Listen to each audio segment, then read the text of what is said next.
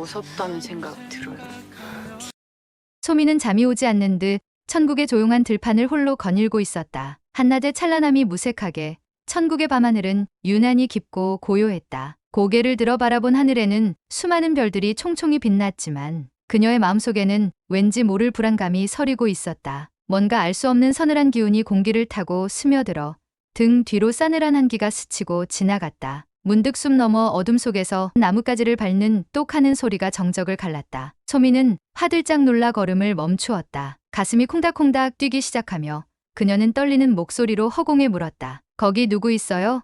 대답 대신 어둠 속에서 붉은 빛 두 개가 번뜩였다. 한쪽 구석에서 검은 그림자가 스멀스멀 모습을 드러냈다. 사람의 형상이었지만 눈동자는 짐승처럼 붉게 타올랐고 입가에는 날카로운 송곳니 같은 이빨이 드러나 있었다. 소미는 숨을 삼켰다. 눈앞의 존재는 인간이 아니었다. 그 순간 그 그림자가 굶주린 짐승처럼 소미를 향해 돌진했다. 깍! 소미는 비명을 지르며 뒤로 물러났다. 그러나 악마 같은 그 남자는 순식간에 그녀의 눈앞에 다가와 있었다. 소미는 몸을 돌려 필사적으로 달아나기 시작했다. 차가운 밤 공기를 가르며 죽은 자들의 정원이 끝없이 펼쳐진 들판 사이로 그녀는 내달렸다. 발밑에 풀이 얽히고 숨이 턱까지 차올랐지만 등 뒤로 거친 숨소리와 함께 쫓아오는 발걸음 소리가 점점 가까워졌다. 순간 귓가에 낮고 거친 목소리가 들렸다. 드디어 찾았다. 도망쳐봤자 소용없다. 바로 등 뒤였다. 소미가 비명을 지를 새도 없이 거친 소나기가 그녀의 팔을 붙들었다. 썩은 피 냄새가 코를 찔렀다. 나요.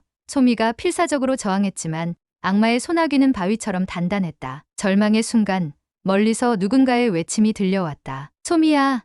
낙준이었다. 낙준은 단숨에 달려와 소미에게 얽힌 악마의 팔을 힘껏 잡아 끌었다. 놀란 악마가 움찔하는 사이 낙준은 소미를 뒤로 빼내어 자신의 등 뒤로 숨겼다. 건드리지 마. 낙준이 분노에 차 소리쳤다. 악마의 붉은 눈동자가 낙준을 향해 번쩍였다. 그는 씩 웃으며 낮게 으르렁댔다. 날 방해하는 거냐? 천국의 배달부 따위가. 바로 그 순간 악마의 손톱이 낙준의 어깨를 핥히었다. 낙준은 고통에 얼굴을 찡그렸지만 끝까지 소미를 감쌌다. 그의 어깨에서 새빨간 피가 흘러내려 셔츠를 물들였다. 사장님, 저만치서 영애가 해숙을 부르며 허겁지겁 달려오고 있었다. 해숙 역시 숨을 몰아쉬며 그 뒤를 따랐다. 불과 몇 분 전 해숙은 이유 모를 싸늘한 기운에 잠에서 깨어 소미가 보이지 않자 불안에 휩싸였었다. 그녀는 영애와 함께 급히 소미를 찾아 나섰던 참이었다. 그리고 멀리 들판 끝자락에서 들려온 비명 소리에 둘은 놀란 가슴으로 달려온 것이다. 해숙은 자신의 눈앞에서 낙준과 맞서고 있는 악마를 보자 아연질색했다. 평생 한 번도 상상해보지 못했던 말로 형용할 수 없는 악마 그 자체였다. 영애는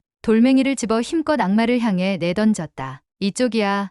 그녀가 큰 소리로 외치자 악마의 시선이 잠시 그녀에게로 향했다. 그 틈을 놓치지 않고 해숙은 땅에 떨어져 있던 나뭇가지 하나를 들고 악마 앞에 섰다. 비록 여든의 노구였지만 그녀의 두 손은 전혀 떨리지 않고 있었다. 해숙은 단호한 목소리로 말했다. 이 아이에게 손대지 마. 그녀의 눈빛은 강인하게 빛났다. 잠시 당황한 듯 악마는 해숙과 눈을 마주쳤다. 내년 아직도 정신을 못 차렸구나. 악마는 분노로 일그러진 얼굴로 중얼거리며 한 발 물러섰다. 그때 어디선가 낮은 기도 소리가 울려 퍼졌다. 주님, 이 어둠을 거두어 주소서. 목소리의 주인공은 바로 목사였다. 그는 떨리는 손으로 성경책을 높이 치켜들고 있었다. 비록 종이에 불과한 성경책이었지만 그는 지금 할 수 있는 것을 하고 있었다. 희미하게나마 성경책에서 빛이 퍼져나와 악마의 얼굴을 비추었다. 흐릿한 무언가, 악마라고밖에 표현되지 않는 존재는 역정을 내며 눈살을 찌푸렸다. 다구리에 장사 없다고. 그 악마는 상황이 불리하다고 판단했는지 깊게 낮은 웃음을 흘렸다.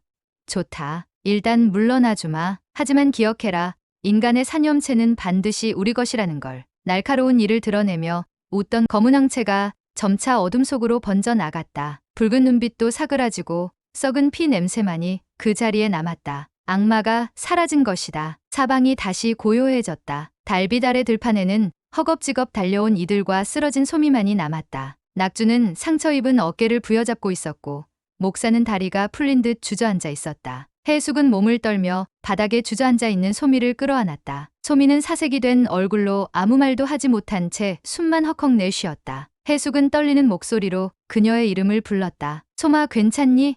얼마 후 해숙과 낙준, 소미, 영애, 그리고 목사는 천국지원센터의 조용한 응접실에 모였다. 센터장 천호진 역시 급히 달려와 있었다. 응급치료를 받은 낙준의 어깨에는 깨끗한 붕대가 감겨 있었고 소미는 담요를 두른 채 떨리는 손으로 따뜻한 차 잔을 들고 있었다. 모두가 충격과 긴장이 가시지 않은 얼굴이었다. 센터장이 무거운 침묵을 깨고 입을 열었다. 지금까지 말씀드리지 못했지만 이젠 말씀드려야 할 것 같습니다. 그의 시선이 조심스럽게 소미를 향했다. 소미 씨에 관한 진실입니다. 그 한마디에 모두의 가슴이 철렁 내려앉았다. 소미는 놀란 눈으로 센터장을 바라보았다. 해숙 역시 굳은 표정으로 그의 말을 기다렸다. 사실 소미 씨는 이곳에 와서는 안 될 존재였습니다. 센터장의 입에서 떨어진 말은 냉혹했다. 소미의 얼굴에 절망이 스쳐갔다. 해숙은 깜짝 놀라 외쳤다. 그게 무슨 말씀이죠?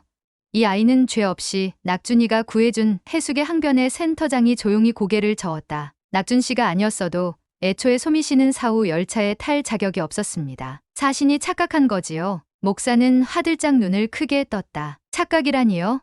센터장은 한숨을 쉬며 설명을 이었다. 인간은 죽음을 맞으면 영혼이 육신을 떠나 천국이나 지옥으로 향하게 되지요. 그런데 그 순간 영혼이 벗어놓고 가는 것이 있습니다. 일종의 사념체 같은 것이죠. 사념체라뇨?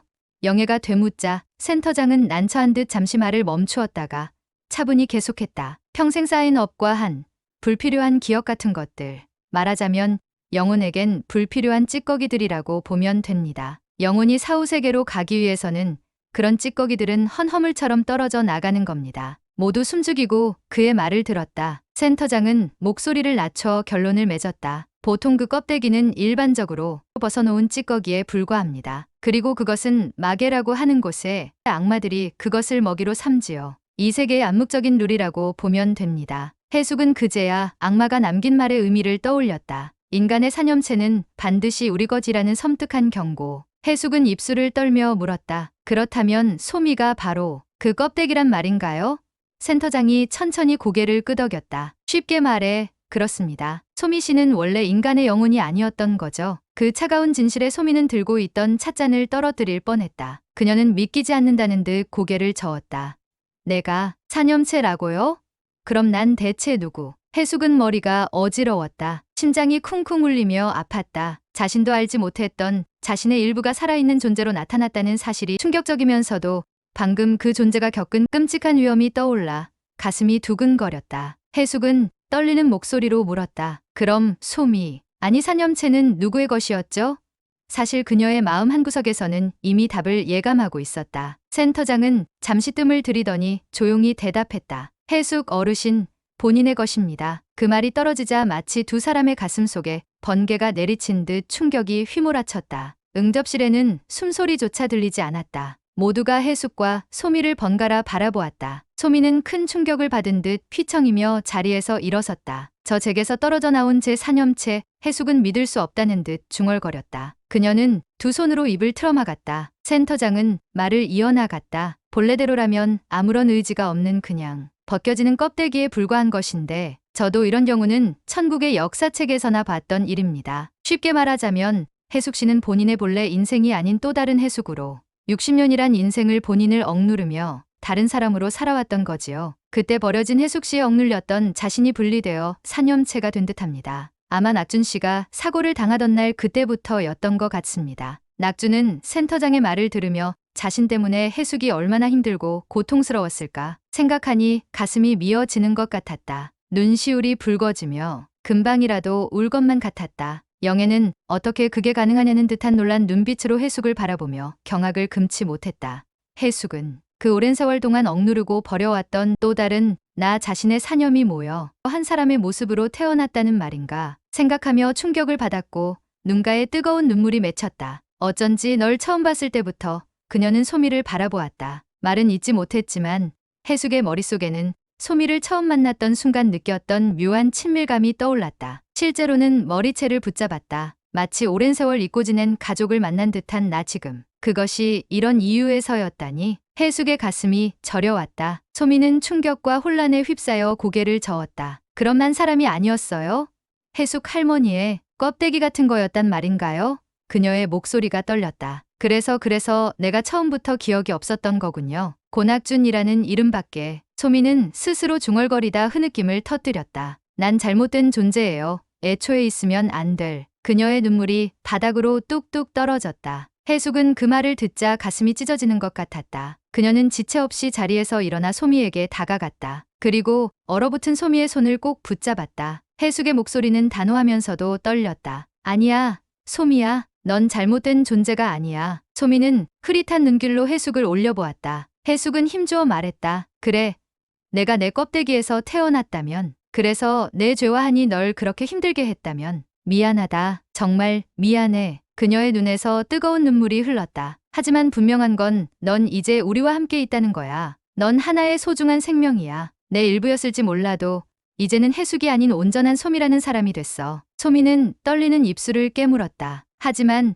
저는 결국 해숙 할머니의 그녀가 말을 잇기도 전에 해숙은 고개를 저었다. 아니, 내 덕분에 내가 구원받았는지도 몰라. 해숙은 울음을 삼키며 부드럽게 웃어 보였다. 평생 묵은 때처럼 남아있던 내 죄를 너는 이렇게 내 앞에 나타나서야 비로소 깨닫게 해줬구나. 난 이제 너와 함께 그 죄를 씻을 거야. 그러니 두려워하지 말고 우리 곁에 있어줘. 해숙의 진심 어린 말에 소미는 왈칵 오열하며 해숙의 품에 안겼다. 두 사람은 뜨거운 눈물을 흘렸다. 주변에 있던 낙준과 영애, 목사도 눈시울을 붉혔다. 센터장은 조용히 눈을 감고 고개를 숙였다. 한편 그 시각, 마계의 어두운 심연에서는 분노의 찬 울음소리가 터져 나오고 있었다. 흐릿한 형체의 악마는 마계의 영무실 바닥에 깊이 패인 발톱 자국을 남기며 부글부글 끓어오르고 있었다. 천국에서의 실패와 해숙의 도전에 대한 분노로 그의 붉은 눈동자는 한층 더 이글거렸다. 악마는 묵직한 목소리로 으르렁거렸다. 끝까지 내 것을 빼앗아 가겠다는 거냐? 좋아. 어디 두고 보자. 인간 주제에 감히 이 세계의 법칙을 거스른 대가가 무엇인지 알게 해주마. 그의 등 뒤로 검은 형체들이 하나 둘 그림자처럼 모여들었다. 마계의 다른 악마들이었다. 악마는 길게 뻗은 지옥 철로를 바라보았다. 이내 섬뜩한 미소가 그의 입가에 떠올랐다. 다음 차는 곧 도착한다. 그의 나지막한 한마디가 컴컴한 동굴에 울려 퍼졌다. 쇳소리 같은 웃음이 이어지며 불타는 지옥의 문 너머로 검은 안개가 꿈틀대기 시작했다. 천국과 지옥을 잇는 금단의 문이 서서히 벌어지고 있었다.